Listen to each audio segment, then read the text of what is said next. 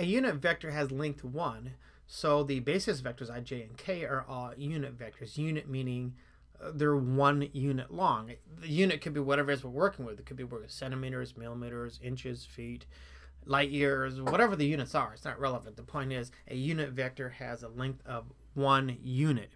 Now, if the vector A is non-zero, then the unit vector u in the same direction as A is simply u, this unit vector, equals vector A divided by the magnitude of A.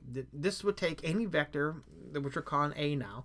If I divide any vector by its magnitude, I will end up with a vector that has length 1. This will create a unit vector.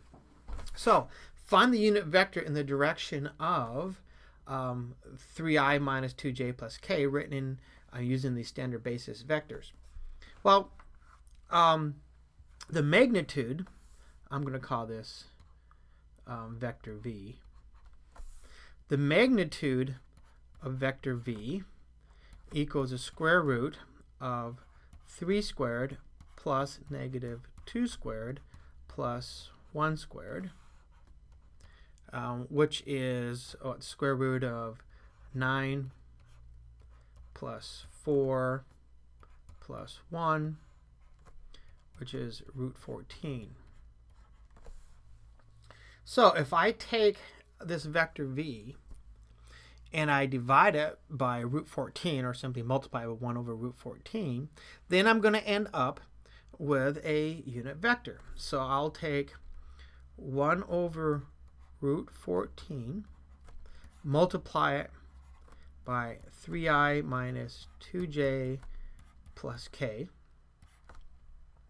which obviously when I distribute, this is going to be 3 over root 14i minus 2 over root 14j plus 1 over root 14k. And I'm not going to bother rationalizing the denominator, so I'm just going to leave it as it is. This is a unit vector. Now, it may not be obvious by looking at this that it's a unit vector. So let's go ahead and convince ourselves that it's actually real. And let's go ahead and I'm going to call this vector u for notation purposes. Let's find the magnitude of vector u.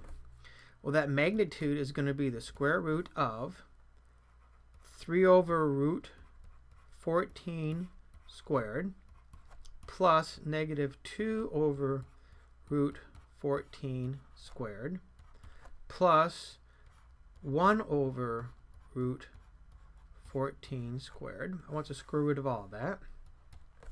That's going to be the square root of, see, 3 over root 14 squared, that's 9 over 14, plus negative 2 over root 14 squared, that's going to be 4 over 14, plus 1 over root 14 squared is going to be 1 over 14.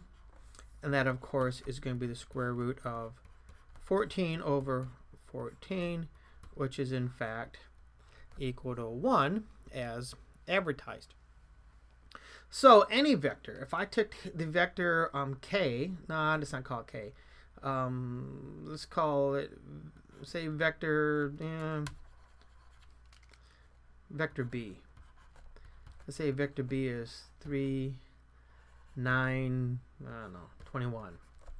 So if I want to find a unit vector that's in the same direction, okay, the same direction as this vector, all I need to do is take this and divide each component or multiply this by 1 over the square root of 3 squared plus 9 squared plus 21 squared.